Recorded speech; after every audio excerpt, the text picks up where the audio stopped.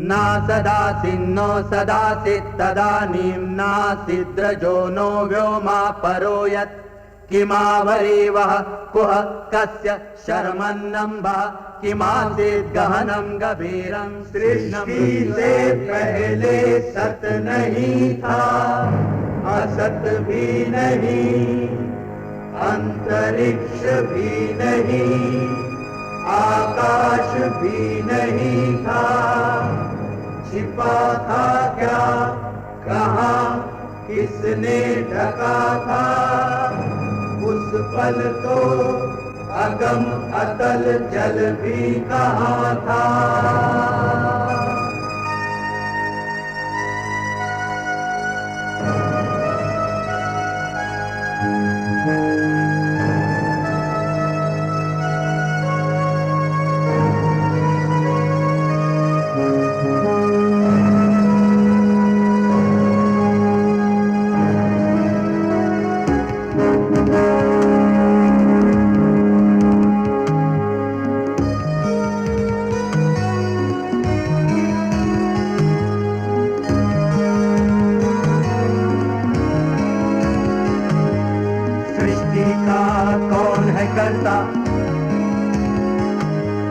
करता है वा अकर्ता, ऊंचे आकाश में रहता, सदा अध्यक्ष बना रहता, वही सचमुच में जानता या नहीं भी जानता है, किसी को नहीं पता, नहीं पता, नहीं है पता, नहीं है पता।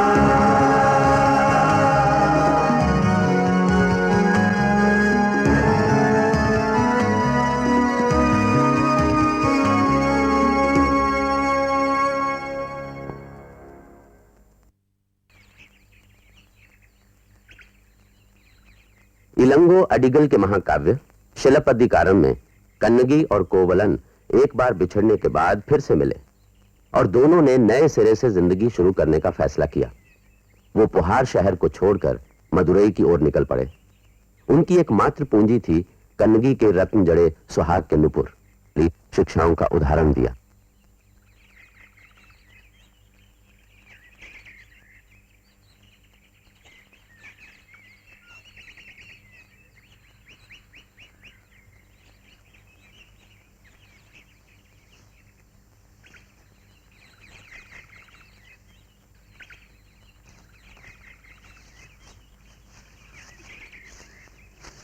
और कितनी दूर है? बस आ ही गया समझो। 150 कोस और हैं। क्या कहा था, यात्रा बड़ी कठिन होगी। थोड़ा विश्राम कर ले। वो चबूतरा देखो पेड़ के नीचे, वहां जैन साध्वी काउंडी रहती हैं, वहीं चलते हैं, उनके दर्शन भी कर लेंगे।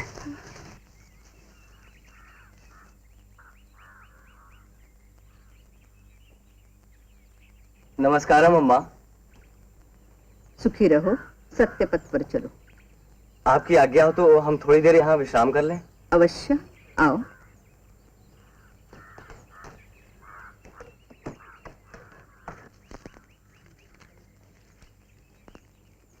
पहले ये बताओ कि हो कौन और नगर से इतने दूर जंगल में क्यों भटक रहे हो? मेरा नाम कोवलन है और ये है मेरी पत्नी कन्नगी। पुहार से आए हो? हाँ। जा कहाँ रहे हो? मदुरै। पता है यहाँ से 150 कोस दूर है। जी पता है। देखो तो इसकी पांव की दशा, ये कोमलांगी चल सकेगी वहां तक? चलना ही होगा, और कोई चारा भी तो नहीं। ऐसी दशा ही क्यों होने दी इसकी? अच्छे घराने के लगते हो, इतनी दूर क्यों जा रहे हो सब छोड़कर? अपने ही दुष्कर्मों के कारण। इस बेचारी का कोई दोष नहीं, मैं ही बुरी राह पर चल पड़ा था, सब कुछ लुटा बैठा। अब मदुरै जाकर ही कुछ करूंगा। किंतु मदुरै की यात्रा बड़ी कठिन है। पथरीले राह, घने जंगल, पहाड़ों की चढ़ाई, पार कर सकोगे सब? अपनी पत्नी की दशा तो देखो। आपके आशीर्वाद से पार कर लेंगे, पहुंचेंगे किसी तरह से। अब प्रण कर लिया है तो पहुंच ही जाओगे। मेरी भी बड़ी इच्छा थी मदुरै जाने की, संत महात्माओं के दर्शन के लिए। मैं भी तुम्हारे साथ चलूं? ये तो वरदान होगा हमारे लिए। आप हमारे साथ चलेंगे तो मुझे इसकी चिंता नहीं रहेगी। किंतु पथरीली राह तो पथरीली रहेंगी। नहीं रहेंगे, आप चलिए तो अब मुझे किसी बात का डर नहीं रहेगा। बस बस, बाकी बातें राह में कर लेना, बहुत लंबी यात्रा है। चलो देर ना करो, चलो।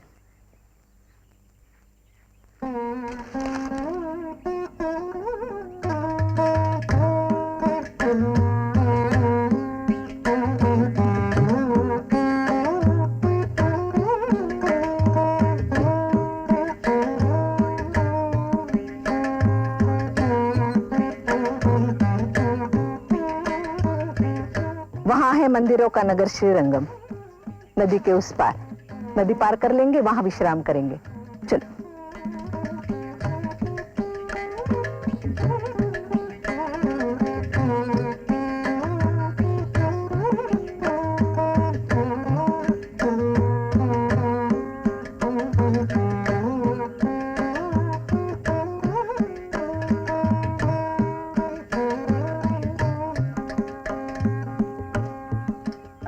अरे कहाँ चली जाती हो बार बार?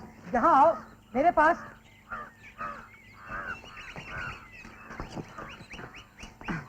अरे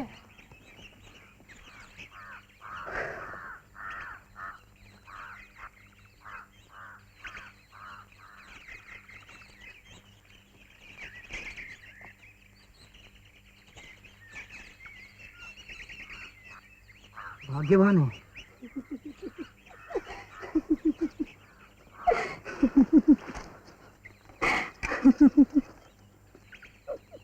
नहीं, यहाँ नहीं। क्यों, क्या हुआ? क्या सुंदर मुखड़ा है, जैसे चांद का टुकड़ा हो। लो, कामदेव भी जाग गए। क्यों साध्वी अम्मा, कौन है ये सुंदर किशोर? बच्चे हैं मेरे, तुम्हें क्या लेना देना? जाओ यहाँ से। बच्चे? अरे तुम लोगों को तो ब्याह करने की अनुमति नहीं, फिर ये बिना ब्याह के बच्चे। अगर ये तुम्हारे बच्चे हैं तो ये मेरी बहन है। सुना नहीं? चले जाओ, विश्राम करने दो इन्हें। अच्छा अच्छा, करो, पूरा विश्राम करो। लेकिन ये तो बता दो कि भाई बहन में ब्याह। अरे नीच अधम, जैसा मैला मन वैसी मैली वाणी।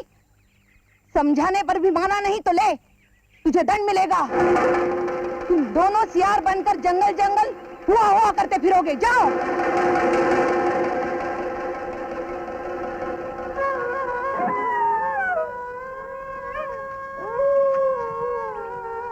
अब वो यहाँ नहीं आ पाएंगे। कितने असभ्य हैं, उनको ये नहीं मालूम कि वो क्या कह रहे हैं और क्या कर रहे हैं।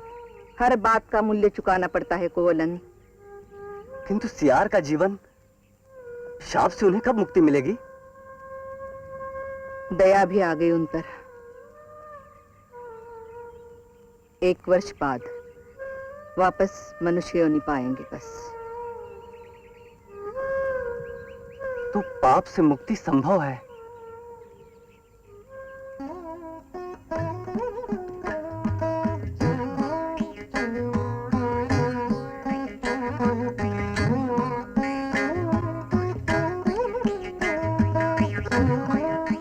कोवलन थोड़ा दिशाभ्रम हो गया है, पता नहीं ये मार्ग है या वो। अम्मा आगे किसी गांव में पूछते हैं। ओ पंडित जी, जरा सुनिए। पंडित जी, सुनिए। आओ सती आओ। कहाँ चल दी? क्या कहती हैं ये स्त्री क्या तुम्हारे साथ है? हाँ, मदुरै जा रहा हूँ। क्या आप बता सकेंगे कि कौन सा मार्ग जाता है मदुरै? अरे क्या 10 मार्ग बता देंगे। मदुरै पर आपने समय ठीक नहीं चुना। वो क्या कहते हैं कि आजकल पर्वत के जंगल सब सूख जाते हैं। बिना छाया पथरीले मार्गों पर चलना बड़ा दुखी करता है, और पत्थर भी ऐसे नुकीले कि चलते चलते दादा दादी याद आ जाए। बड़े बड़े पर्वत पार करना, रक्तस्राव से जूझना, गहरी गहरी नदियां पार करना, तब जाकर कहीं पहुंचोगे कोवडंबई, और वहां से फूटते 3 मार्ग। अगर दाईं तरफ का मार्ग पकड़ा तो तपते झलसते जंगल मिलेंगे, पानी की खोज में भटकते हुए हिरन मिलेंगे, बर्बर शिकारियों के खेमे मिलेंगे, उसके आगे चलते जाओ चलते जाओ चलते जाओ, तब कहीं जाकर पहुंचोगे पांड्या के पवित्र पर्वत तिरुमलई, समझे? और पर्वत का अगर बायां मार्ग पकड़ा तो वो क्या कहते हैं, सीधे मदुरई। और जो अगर पकड़ा बायां मार्ग तो नीचे के मैदानों को पार करने के बाद वो क्या कहते हैं, पता नहीं क्या कहते हैं। हाँ, भगवान विष्णु का पर्वत मिलेगा। उसके एक सिरे से दूसरे सिरे तक एक सुरंग है, बिल्कुल अंधेरी। अगर हिम्मत करके उसे पार कर गई तो उसके अंत में 3 बड़े ही विचित्र सरोवर मिलेंगे। पहले सरोवर में डुबकी लगाई तो स्वर्ग में बोले जाने वाली देवताओं की भाषा का ज्ञान हो जाएगा, और दूसरे में डुबकी लगाई तो अपने पिछले कर्मों का लेखा जोखा सामने, और तीसरे का नाम है कामना पूर्ति। डुबकी लगाई और जो चाहोगे वही मिलेगा तुरंत। देखा, जो जीवन भर की तप और साधना से दुर्लभ है वो इस रास्ते से कितना सरल है, क्या कहते हैं, उसे पाना। और रहा तीसरा मार्ग, उस पर जाओगे तो सुंदर सुंदर गांव मिलेंगे, कटीले जंगल मिलेंगे, हाँ एक प्रेत भी मिलेगा, पर चिंता मत करना, वो हालचाल पूछ करके जान ही देता है, और सीधे मदुरई। अब बताओ तुम कौन सा मार्ग चुनोगे? ब्रह्मात्मा, प्रवचन के लिए बहुत बहुत धन्यवाद। सुरंग से गुजरकर अपने ठिकाने पहुंचने की हमारी इच्छा नहीं है, और पूर्व जन्मों के कर्मों का आभास हमें इस जन्म के कर्मों से हो जाता है। जो सत्य मार्ग पर चलता है, जिसके मन में दूसरे के प्रति दया है, प्रेम है, वो क्या नहीं कर सकता। आप अपनी राह जाइए, हम अपना मार्ग चुन लेंगे। वो क्या कहते हैं कि जैसी हरि की इच्छा।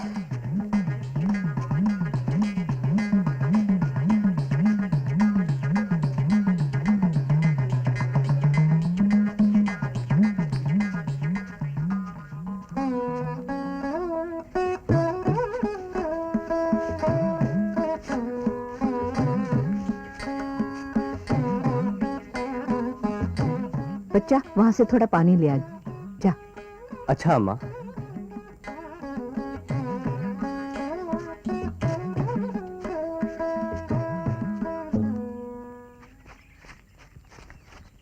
नमस्कार स्वामी। बड़े कष्टों के बाद आपको खोज पाई हूँ। माधवी अक्का का संदेश लाई हूँ।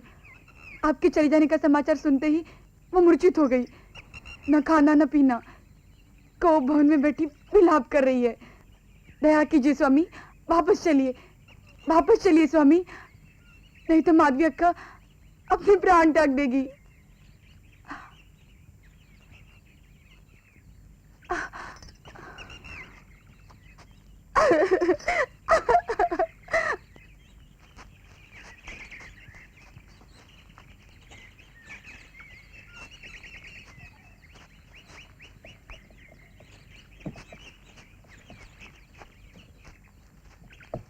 पानी अम्मा।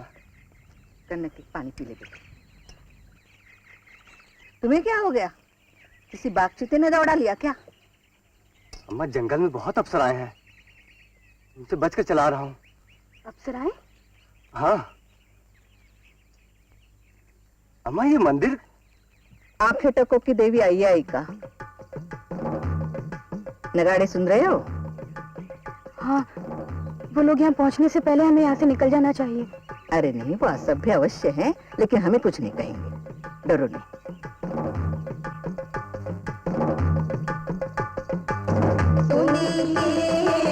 आभूषण वाली गुणशालिनी आई है, सोने के आभूषण वाली गुणशालिनी आई है।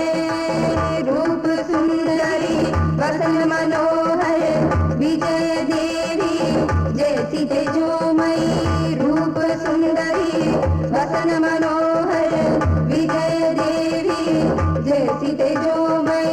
निष्कलंक साहस का दूजा नाम मरवर कुलवह निर्भय। निष्कलंक साहस का दूजा नाम मरवर कुलवह निर्भय।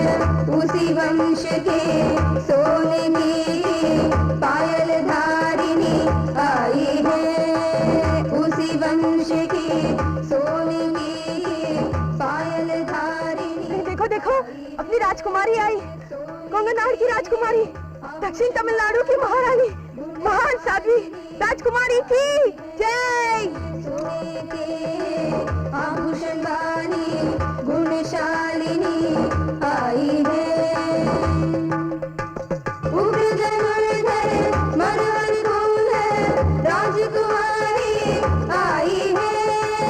उग्र धनुर्धर मनोहर दुल्हन राजकुमारी आई है।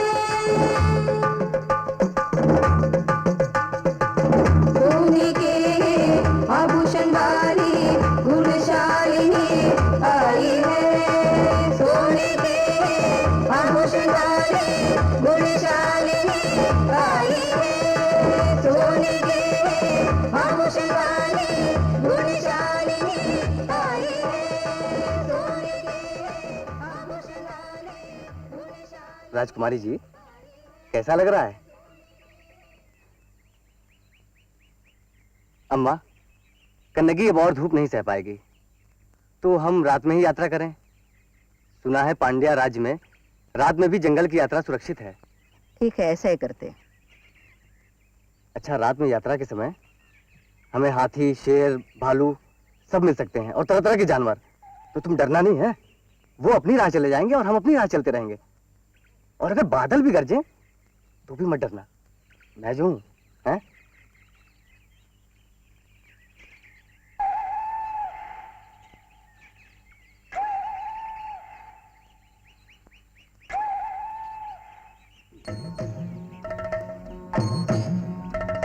जय जय शिवसुत मुरुगन, तेरी लीला अपरंपार। जय जय शिवसुत मुरुगन, तेरी लीला अपरंपार। असुरों के वध से है मुरुगन, लाल हुई धरती है मुरुगन, लाल हुई धरती है। जय जय शिवसुत मुरुगन, तेरी लीला अपरंपार। जय जय शिवसुत मुरुगन।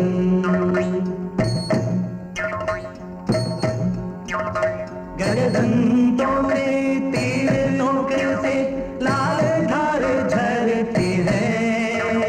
गजदंतों से तीर नोक से लाल धार झरती है।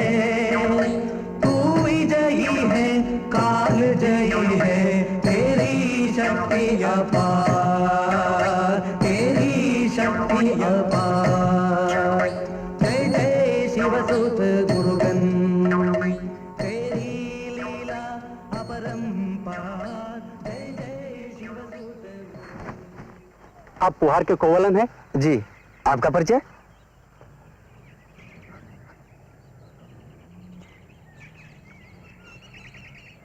मैं भी पुहार का हूँ। मेरा नाम कौशिकन है।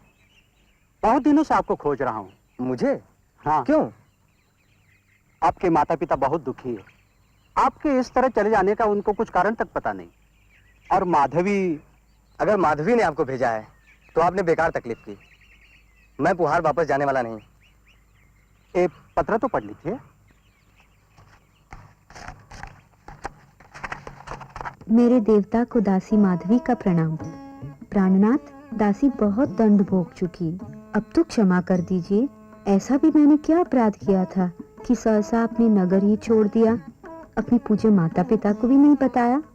ऐसा क्यों किया? प्राणों से भी प्रिय स्वामी, आप दयालु हैं, सहृदय हैं। पूरा विश्वास है कि दासी को क्षमा मिल जाएगी और आप वापस आकर मेरी जिज्ञासा शांत करेंगे। आपकी प्रतीक्षा में चरणों की दासी माधवी। भाई कौशिकन, आप पुहार वापस चले जाइए और मेरे माता पिता को मेरा प्रणाम कहिएगा और ये पत्र भी उन्हें दे दीजिएगा, जिससे उनकी जिज्ञासा शांत हो जाएगी। आप वापस नहीं लौटेंगे? नहीं, मुझे मदुरै जाना है। अब यहाँ से कितनी दूर है मदुरै? दूर? ये तो यहीं है। अच्छा, नमस्कार।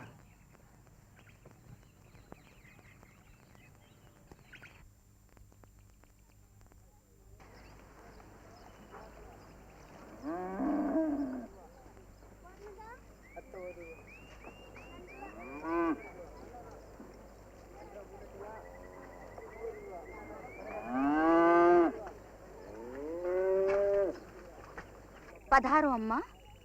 थकी हो, विश्राम करो।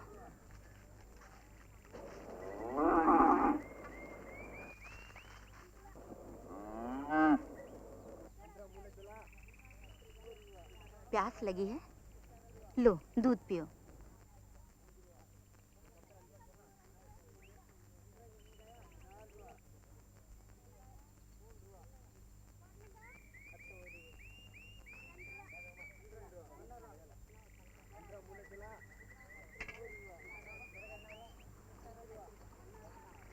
क्या नाम है तुम्हारा?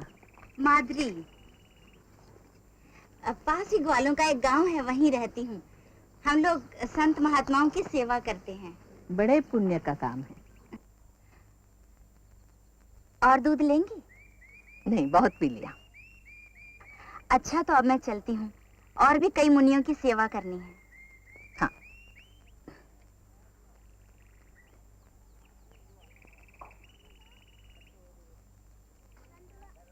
अम्मा, मैं नगर जाकर तुरंत काम शुरू करना चाहता हूँ। धीरज रखो, अभी तो तुम यहाँ पहुँचे हो। लेकिन हम यहाँ अपना समय नष्ट कर रहे हैं। इसके विषय में सोचो, थकी है बेचारी। इस बेचारी की हालत देखकर ही तो मैं जल्दी मचा रहा हूँ। मेरे कारण इसको कितने कष्ट उठाने पड़े। जितनी जल्दी दूर हो जाएं, उतना ही अच्छा है। तुम्हें सावधान कर दूं कोवलन, पिछले जन्मों में तुमने जो पुण्य कमाए थे अब शून्य हो चुके हैं। अब तुम्हें दुर्भाग्य से जूझने के लिए तैयार होना चाहिए। मनुष्य जो बोता है वही काटता है, और दुर्भाग्य आने पर स्वयं के अज्ञान से निर्मित दुख के सागर में शरण नहीं मिलती। भाग्य में जो लिखा है वो तो होकर ही रहेगा अम्मा, इसीलिए यहाँ आया हूँ। मुझे अपनी नहीं, कन्नगी की चिंता है। आप मेरी चिंता ना करें। कैसे न करूं? कोवलन, तुम्हारे अनुमान से अधिक शक्ति है इसमें। तुम्हारा सौभाग्य है कि सुख में और तुम्हारे कमाए हुए दुख में भी ये साथ निभा रही है। मैं इसका आभारी हूँ अम्मा। केवल आभार से काम नहीं चलेगा। यहाँ तो तुम रह नहीं सकते। पहले घर का प्रबंध करो, फिर भाग्य की परीक्षा लो, और भाग्य तुम्हारी परीक्षा ले। माधुरी। और दूध अम्मा? नहीं, एक काम है तुमसे। आज्ञा कीजिए। ये दोनों पुहार के धनी परिवारों से हैं। यहाँ के व्यापारियों को पता चलेगा तो इन्हें अपने घर ले जाने में वो अपना सम्मान मानेंगे। जब तक ये नहीं हो रहा है, मैं चाहती हूँ ये तुम्हारे साथ रहे। ये तो मेरा सौभाग्य होगा। इसका विशेष ध्यान रखना। भले घर की है, सैकड़ों कोस की कठिन यात्रा में भी आह तक नहीं निकली इसकी। थकी है, दुखी है। दासी बनकर सेवा करो, माँ बनकर वात्सल्य दो। तुम्हारा घर धन धान्य से भरा रहेगा। चलो बच्चों।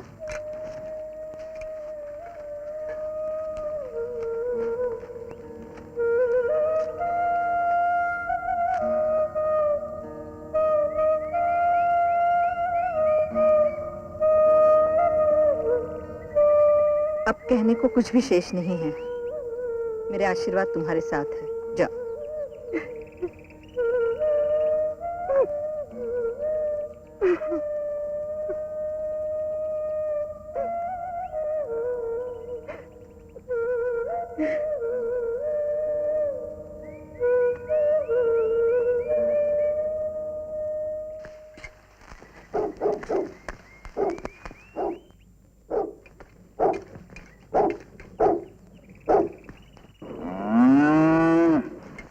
आई, इधर आ। ये मेरी बेटी है, तुम्हारे साथ रहेगी, तुम्हारी सेवा करेगी।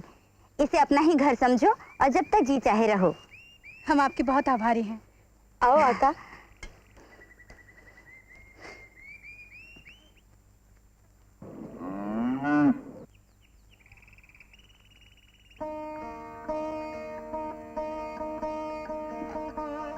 ऐसा कोई नहीं कह सकता। कितनी कठिन यात्रा करके आज ही आई हो, जैसे वो सब एक सपना था। हाँ, बिल्कुल वैसा ही जब आप मुझे छोड़कर चले गए थे। मेरे कारण तुम्हें बहुत लज्जित होना पड़ा। मुझे सिर्फ एक ही बात का दुख है कि मैं कुलवधू का कर्तव्य ठीक तरह से नहीं निभा पाई। चाहती थी कि अपना दुख उजागर ना हो, परंतु हम दोनों होने के हाथों मजबूर थे। कन्नगी, मैंने तुम्हारे लिए हमेशा बुरा ही किया, फिर भी तुम मेरे साथ चली आई। फुहार में मिली मानसिक यातनाएं क्या कम थीं, जो इतनी कठिन यात्रा पर मेरे साथ चल दी? क्या सोचकर? जबकि सब कुछ अनिश्चित है, जीवन, भविष्य। मैं ऐसी बातें नहीं सोचती, सिर्फ अपना कर्तव्य निभाती हूँ, बस। मेरे साथ आकर तुमने मेरे ऊपर बहुत बड़ा उपकार किया है, नहीं तो पश्चाताप की संभावना ही न रह जाती। आप ऐसी बातें क्यों करते हैं? इसे बेचकर स्वर्ण मुद्राएं ले आइए, नए जीवन के शुभारंभ के लिए।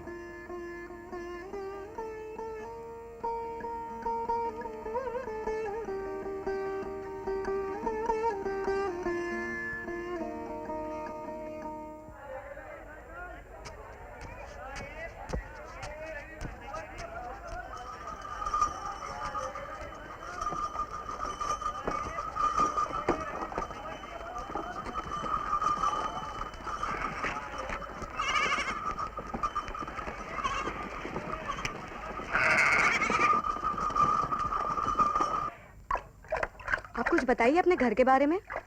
फुहार वाला घर कहाँ, वो तो एक विशाल भवन था, बहुत बड़ा, बहुत ऊंचा। इनके पिताजी ने खास हमारे लिए बनवाया था।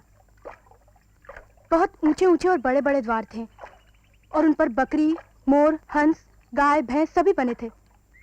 और ऊंचा तो इतना था कि अटारी पर खड़े हो जाओ तो सारा फुहार नगर दिखता था। अच्छा, इतना अच्छा घर छोड़ क्यों दिया? भाग्य में मदुरई जो लिखा था।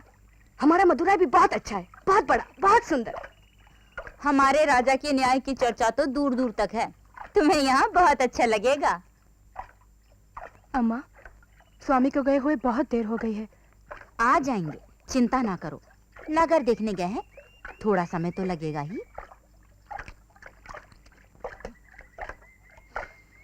ऐसी उतावली अच्छी नहीं। अम्मा, मक्खन बन ही नहीं रहा। अब शकुन, हे भगवान, क्या होने जा रहा है? अम्मा, मेरे स्वामी। चिंता ना करो, आ जाएंगे। आई अपनी सहेलियों को बुला ला, कुछ गाना बजाना हो जाए, इसका मन भी बहल जाएगा। अच्छा, मैं अभी बुलाती हूँ, फिर बाद में मुकर मत जाना। बस काम ना करना पड़े। चल कन्नगी, तू मेरे साथ चल।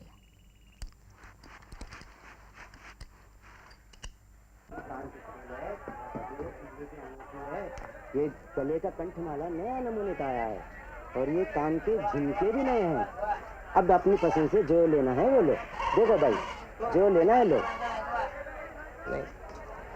हाँ, आओ भाई आओ, सब नए तरह के जेवर है। ये गले का कंठमाला है, ये कान के झुमके है। आपको अपनी पसंद से जो लेना है लो। लेना नहीं है मुझे, बेचना है। जड़ाऊ पायल है सोने की। बेचना है? हाँ। अच्छा, सामने राजश्री सोनार है, वो उसके यहाँ दिखा देना, शायद वो ले लेगा। अच्छा, धन्यवाद। अच्छा, देखो क्या चाहिए आपको? ये चाहिए? अच्छा, ये। अच्छा, और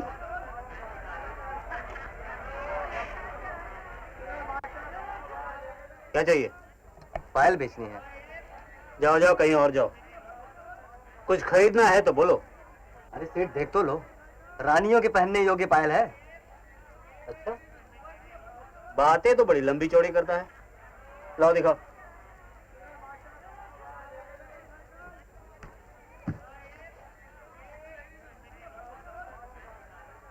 ये देखो। अरे ये तो बिल्कुल वही। चुप रहे, बीच में बोलता है। चल अपना काम कर।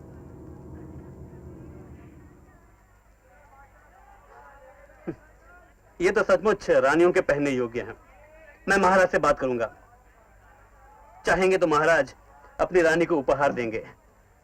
वैसे भी मैं महाराज से मिलने ही जाने वाला हूं। तुम वहां रुक जाना, मैं अभी आता हूं। जल्दी आइए। हाँ, बस अभी गया और आया। अच्छा, नमस्कार। नमस्कार। मूर्ख, मरवाएगा। फिर कभी बीच में बोला तो मुंह सिला दूंगा। और वो पायल तो बिल्कुल रानी की पायल जैसी है, जो हमने चुराई थी। अब क्या करें? महाराज के सर पर शक का जो भूत सवार है उसे जो उतारना है, बस मैं अभी आया।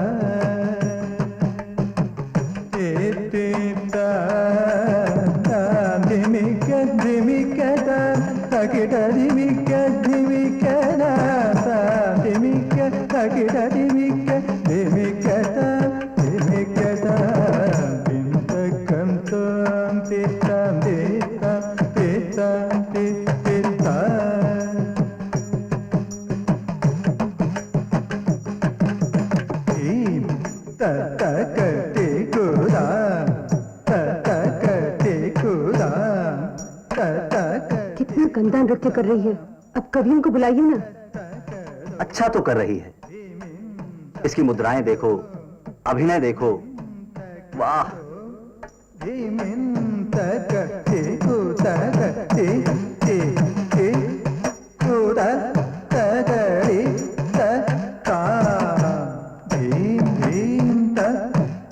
मुझे तो कुछ भी अच्छा नहीं लग रहा। तुम्हें शास्त्रीय नृत्य की समझ नहीं है, फिर भी नृत्य पूरा होने तक रुको।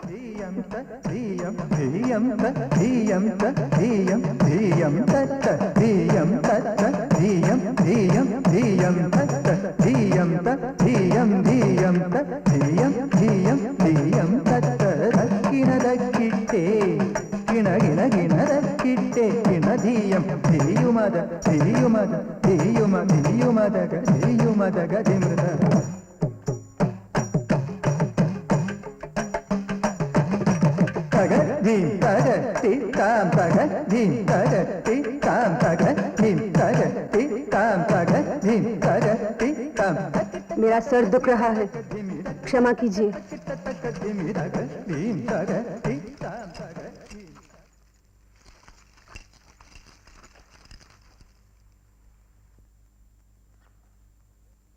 तुम नृत्य जारी रखो। नहीं नहीं, फिर कभी। महाराज, राजसी स्वर्णकार आपके दर्शन करना चाहते हैं।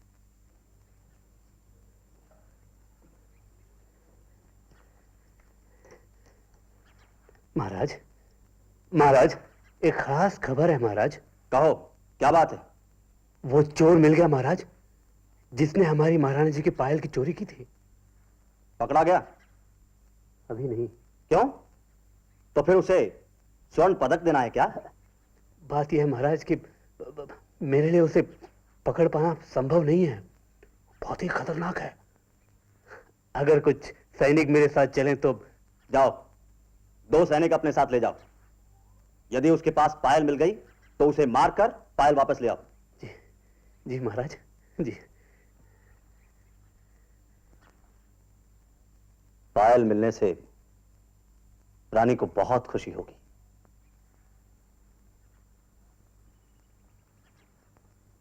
ये रहा वो चोर, मार डालो उसे। सूरत से तो ये चोर लुटेरा लगता नहीं। क्यों? चोर के सींग लगे होते हैं क्या? मैं जानता हूं ये चोर है। हमने मार दिया और इसके पास पायल ना निकली तो? अरे पायल उसकी थैली में है, अपनी आंखों से देख चुका हूं। मैं सोचता हूँ इसे जगा लेना चाहिए। क्यों? जगाने की क्या जरूरत है? अरे आप आ गए। थका हुआ था इसलिए थोड़ी नींद लग गई थी। क्या कहा महाराज ने? इन लोगों को भेजा है। चलो दिखा दो अब। हाँ हाँ, ये देखिए, महारानियों के पहनने योग्य पायल है। अब तो तसल्ली हो गई। ये वही पायल है जो मैंने महारानी के लिए बनाई थी, और चोर भी सामने है। चोर? मैं तोड़ रही हूँ ये पायल मेरी पत्नी की अलग है। मैं तोड़ रही हूँ, ये मुझे बताना। मैं तोड़ रही हूँ, मैं क्या मुझे बताना। क्या हुआ महारानी?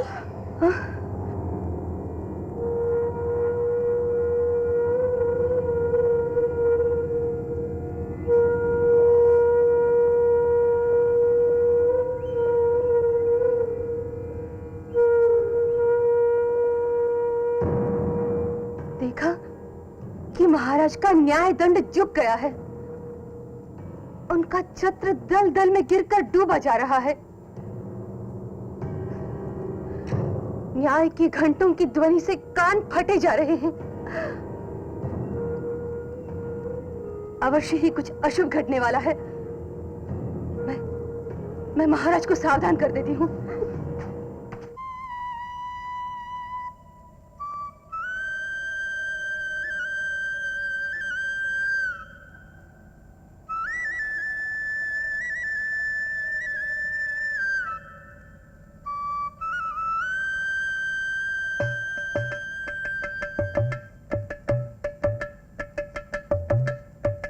मायावन चलाए गुलेल हो,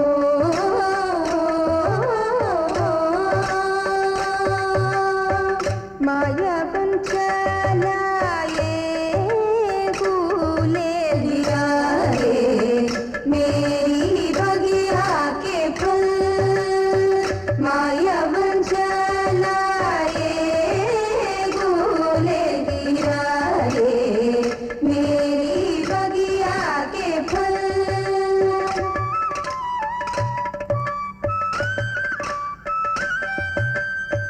पर के न माने वो दाड़िम गिराए,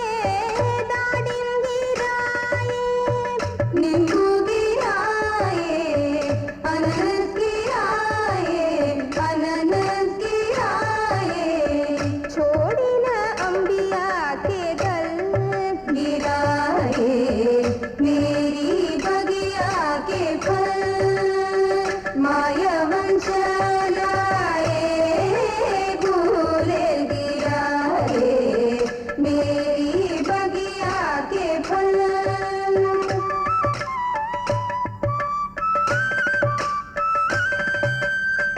मायावन इधर आ रे, मायावन इधर आ रे, बंसी बजा जा रे, बंसी बजा जा रे।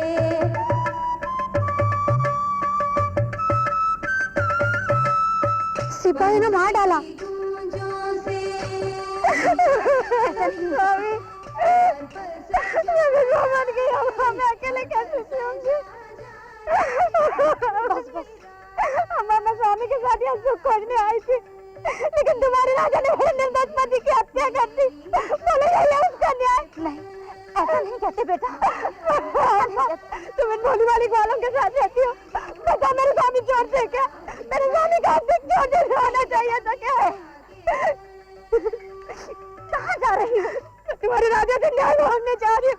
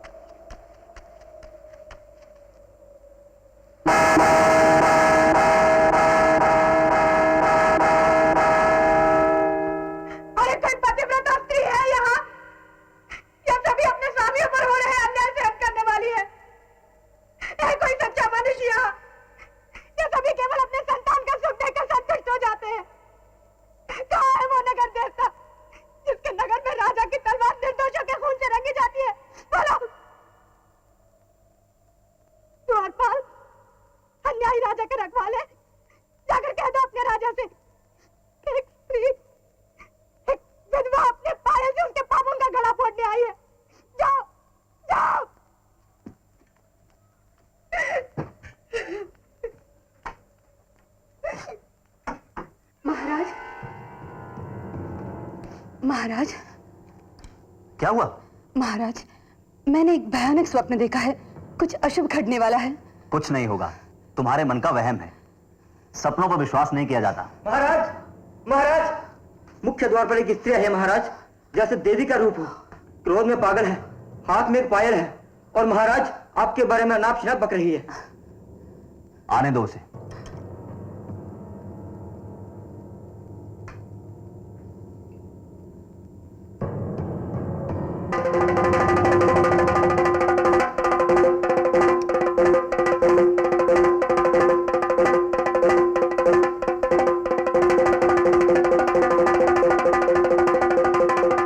कौन हो तुम? क्या चाहती हो? न्याय चाहती हूँ तुझसे। न्याय ही मिलेगा। कहो क्या बात है? मैं हूं कन्नगी, चोला राज्य की राजधानी पुहार की रहने वाली। वहीं एक धनी व्यापारी का पुत्र भी रहता था। भाग्य चक्र उसे तेरे नगर ले आया। उसने सोचा था यहां आकर व्यापार करेगा, अपना भविष्य बनाएगा।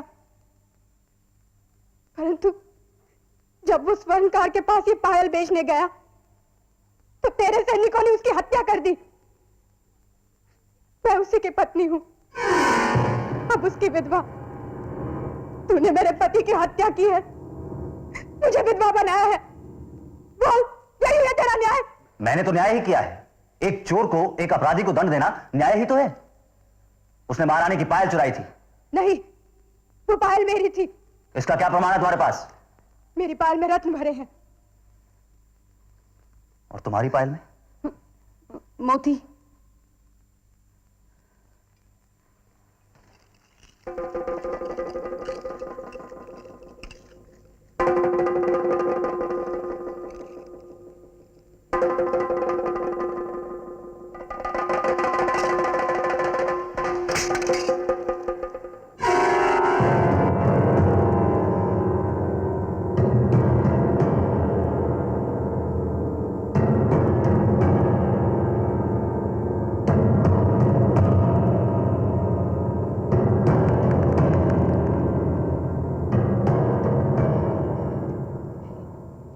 ये मेरे चोर होने का प्रमाण है। एक स्वर्णकार की बातों में आकर किसी निर्दोष की जीवन लीला समाप्त कर देना ठीक नहीं। पहली बार मैं राजा का कर्तव्य निभाने में असफल हुआ हूं। इसका मूल्य चुकाना होगा। मुझे अपने आप को मृत्युदंड देना होगा। नहीं, ऐसा ना कहिए महाराज। हत्या के सिवा कोई दूसरा रास्ता नहीं है। सुना होगा, दिन में अनिष्ट करने वाले को दिन डूबने से पहले ही उसका मूल्य चुकाना पड़ता है। तुझे भी चुकाना होगा।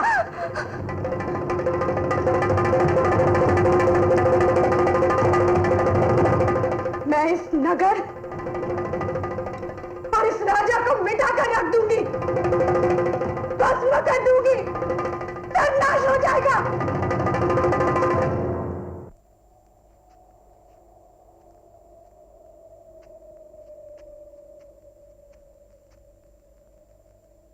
मदुराई नगर के निवासियों सुनो, स्वर्ग में बैठे देवताओं तुम भी सुनो। मैं श्राप देती हूं, इस नगर का सर्वनाश हो। मेरे निर्दोष पति की हत्या करने वाले राजा का भी सर्वनाश हो। सर्वनाश! भले मनुष्य, पतिव्रताओं, बच्चे, बूढ़े, अपंग और गुरुओं को छोड़कर शेष का सर्वनाश कर दो, भस्म कर दो, राख कर दो।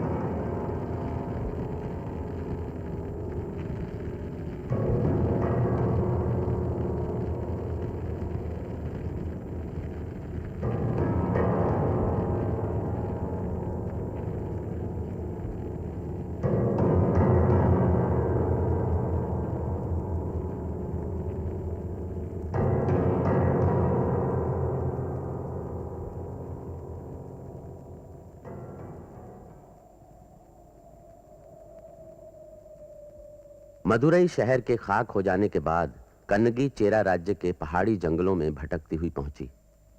वहां के सीधे साधे लोगों ने उसे देवी समझकर उसकी आराधना की। एक दिन चेरा राज्य के राजा शेंगुट्टुवन और उसकी रानी को कन्नगी के बारे में पता चला। राजा ने कन्नगी देवी के लिए एक मंदिर बनाने का निश्चय किया और राजकुमार इलंगो अडिगल ने कोवलन कन्नगी की कहानी पर एक महाकाव्य तैयार किया, जिसमें उनके प्रसंग से मिलने वाली शिक्षाओं का उदाहरण दिया।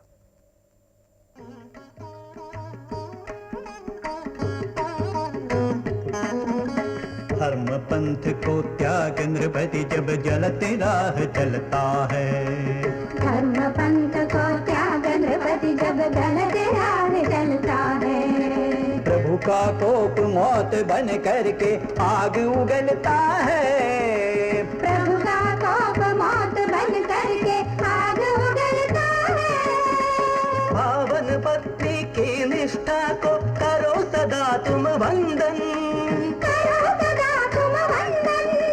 भाग्य अधे का रहता पर कर्मों का फल मिलता है। कर्मों का फल मिलता है। कर्मों का फल मिलता है।